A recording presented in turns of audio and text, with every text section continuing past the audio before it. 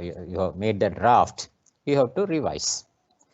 When you are in the process of revising your technical writing, then you have to pay attention to once again ABC, and I hope you remember what is ABC: accuracy, brevity, and clarity. Okay. Now, if you don't pay attention at this time, there will be embarrassment later on. Okay. Look at this. Anybody can ignore an error. I have taken the screenshot of the hall ticket which is given to IIT candidates. It is called a JEE. I'll give you a minute's time, not even a minute's time, maybe 30 seconds time. Can you find out an error in this?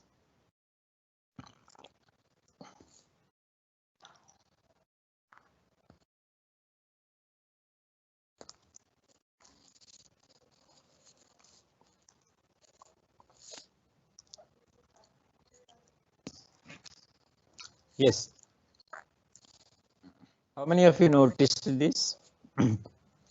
Now, please, my dear friends, don't misunderstand me. I'm not making fun of anybody. I'm not pointing out errors at, this joint entrance examination, which is considered to be a very, very tough examination. I have seen candidates, preparing for this examination, their serious level, their intelligence and all that. But my point is, when we hold this examination at a very, very high level, somebody who has not done the proofreading properly will create an error like this, and this will be a bad reflection. Okay, so if you spend, let us say, a lot of time to prepare a document, prepare a PPT or something, and because of small carelessness in proofreading, perhaps you will face embarrassing situations. That should not happen. I want to put that message across. And I have nothing against this JEE or Central Board of Central Exam. They are all very great people doing a very great job. Now, not only this, editing skills are also important. Grammar wise, we have to be correct, but what we convey should also be correct. I have one or two examples to show how editing can, affect our message. If you look at the language, it is very good, but the editor has gone to sleep, I think. That is why he has conveyed a funny message like this. Or look at this.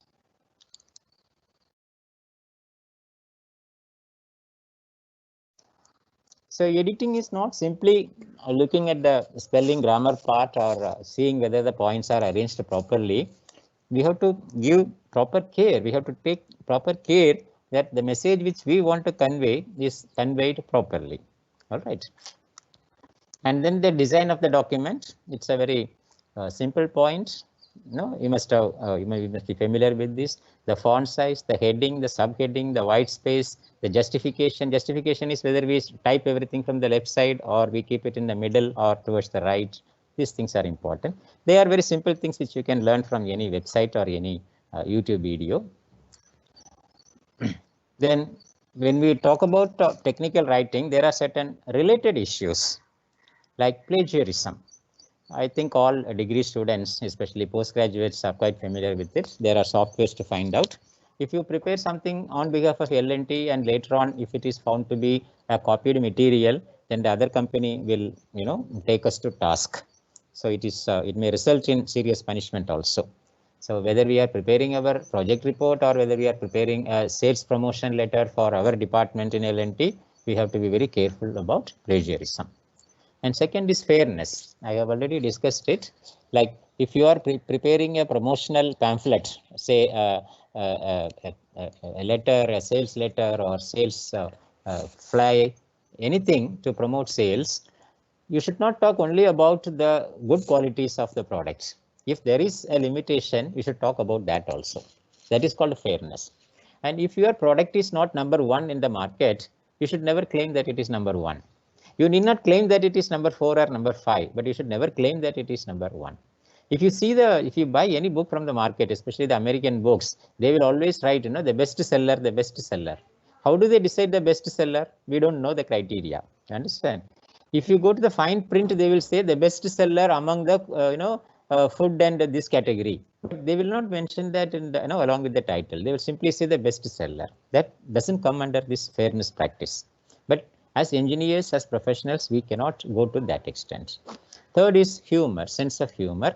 it is totally out of place in technical writing. You cannot use use humor in any kind of technical writing unless it is a presentation or it is some kind of discussion where we are very sure that your joke will not be misunderstood. So be very careful. And finally, copyright. If you take material from some other source, you have to acknowledge it, and that acknowledgement should be in the form of written permission. Otherwise, again, somebody can complain about you. Okay. Now, if you are writing anything seriously, if you want to be a serious writer, okay, you need to have this dictionary, Oxford Advanced Learners Dictionary of Current English, edited by A.S. Hornby, around 700 rupees. Now, there is a tendency among the young people to use what is called online dictionary, and you can carry it in your mobile or anything. Maybe I belong to the previous generation, so there may be a generation gap, but I always strongly suggest, advocate that everybody should have this dictionary if they want to write anything seriously. If you want to be a very casual writer, no problem. Otherwise, you should have it. In fact, I will suggest that you should have two dictionaries, one in your office, one at home, so that whenever you have a doubt, you can refer to this dictionary. I am particularly referring to this dictionary because it is the most wonderful dictionary for educated Indians. If you buy the dictionary and go through the pages, you will understand it. In fact, sometimes I conduct half-a-day program for teachers on how to use a dictionary. It's a kind of eye-opener program for many people. But for you, you can buy the dictionary and start getting the benefits from this. Okay. Now you must have understood that in my chapter heads, I have used a man's picture, and here I am using a woman's picture. So I am protecting myself against the complaint that I am gender biased. Now I want to show you some examples, and I will tell you how to proceed. Like for example, you are asked to your boss or your department asks you to prepare a simple proposal. Okay. Now how do you go about it? If you want to write a proposal, you need not worry about it. You can get the format from the internet. Now I'll show you some example here. Okay. When I typed proposal format on the internet, this is what I got. Okay.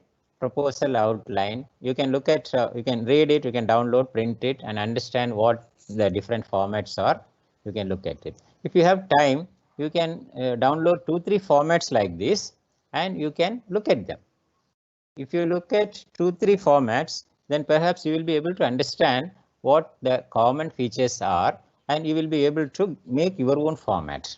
And with this Google formats, you don't have to worry about anything. Everything is available. Now, after getting the format, you don't know how to write the proposal. Then you can go to guidelines. Again, I have downloaded something from the internet, and I'll show you what these guidelines are about. You will again get a document. This is again downloaded from the internet.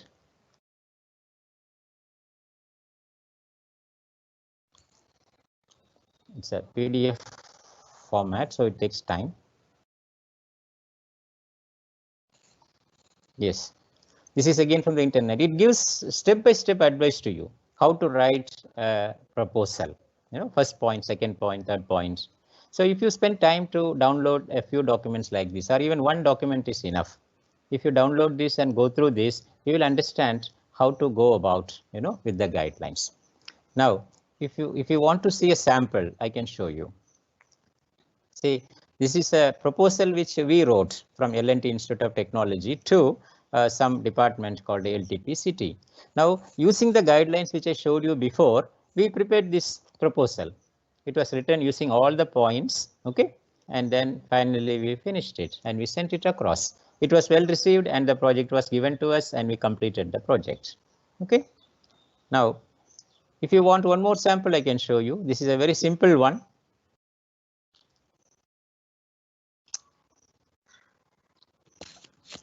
Again, a proposal received by this department. It's very simple. Title, and then what the proposal is about, and then the qualification of the people who are going to do it, and then it ends. Now let us say you have to write an SOP, standard operating procedure. Now you may get a lot of formats from the internet, you will get a lot of samples from the internet, or you can get a sample from let us say your own department or from some other department or from a hospital. This is something, which I have taken from a hospital, from a hotel. Housekeeping, babysitting service, SOP number, department, etc., purpose, what is the procedure, etc., etc. Everything is given very in details. The question is whether you are spending sufficient time to understand all these things before entering into the task. Now, if you have to write an executive summary, let us say, you can get a lot of samples from the internet. Now, this is a sample which I have downloaded from the internet. 2.1 is technical proposal executive summary. Now, it gives, it serves as an example. This is a report with 800 pages, and this particular summary has 12 pages. Okay, so in 12 pages, the summary is written. It's easy to see an example and follow that rather than reading the rules and regulations and worrying about it. Okay, now this is the third part of the procedure to write technical writing. Now we go to the final part. I'll take maybe 3-4 minutes to complete this. The fourth part is good habits to develop technical writing skills. Since you are young people in the age group of 22-23, I have added this particular section. I will not do this with the senior executives in L&T. What is the first quality? First good habit. You must enhance your GPE. GPE means general purpose English. If your general English is not good, I assume that your technical writing will be in English. In that case, if your general purpose English is not up to the mark, then you will not be able to prepare good presentations. You will not be able to prepare good technical documents. You will not be able to write even good emails. So by GPE, what I mean is vocabulary, your expressions. Expression includes grammar and a particular style. So please work in this particular area. Some of you may find it very difficult to speak in proper, correct, good English. If that is the case, first work in that area and then start worrying about your emails and report writing. Without taking care of this area, if you spend more time in email writing, PPT presentation, etc., you'll be simply wasting your time. Okay, that is a very important habit. Second is, in future, if you get important documents like a mail or a proposal or a report or an SOP, read all the documents twice. One, to respond to it, and second time to learn from it. If they have used some good sentences, good examples, good way of introduction, learn from that. This is a good habit which you can develop. And third is, when you join a department or when you start your own company or anything happens to you, accept writing assignments without hesitation. There is a tendency among young people nowadays, I am very good in technical matters, but this writing and all that is not my cup of tea. It has become a fashion. If this is your attitude, you will not go very, your life will not be very pleasant in L&T. You have to accept writing assignments. If it is not your cup of tea, no problem, learn and write because you are young. You have a lot of time. So never give in to that weakness of saying, this fellow is good in writing, let it go to him. I will only help him. Then you will not improve. You have to accept these writing assignments without hesitation. Maybe you can get help from others. And finally, you have to attend training programs.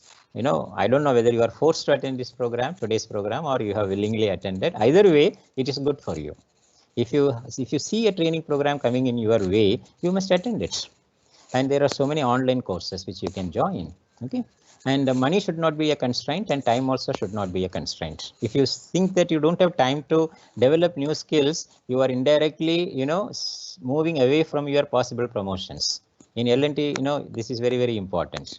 Your skills are to be, upgraded on continual basis, and that is your responsibility. Okay. And finally, it looks like a philosophy, but it is very useful. Never stop learning, and this includes technical writing skills also. You should never stop, learning or learning new words, learning new expressions in language, new different styles. So you should never stop it, and in that way, you have to learn technical writing because things will change every 5 years, every 10 years. Whatever we studied in college, they do not apply anymore now. There are new rules, new regulations. We need to keep ourselves updated.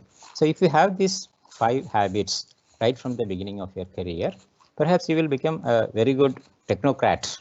A technocrat is someone who understands technology, who implements it properly and who communicates also. So if you want to be a successful technocrat in future, then your technical communication or communication in the field of technology should also be impeccable, without any flaw. So this is the time to learn and this is the time to progress. Okay. Now I have exceeded my limit by almost 10 minutes. Now I will come out of the PPT. I'll go to the chat box or question answer box. If you have already typed some questions, I will answer. Otherwise, you are free to type the questions for the next 10 minutes. Okay.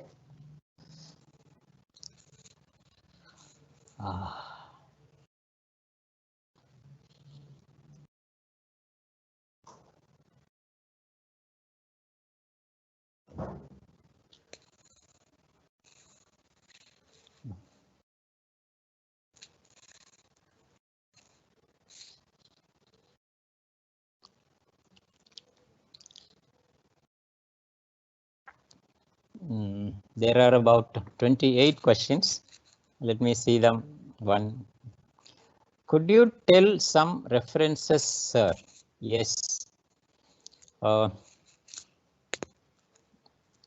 is a particular site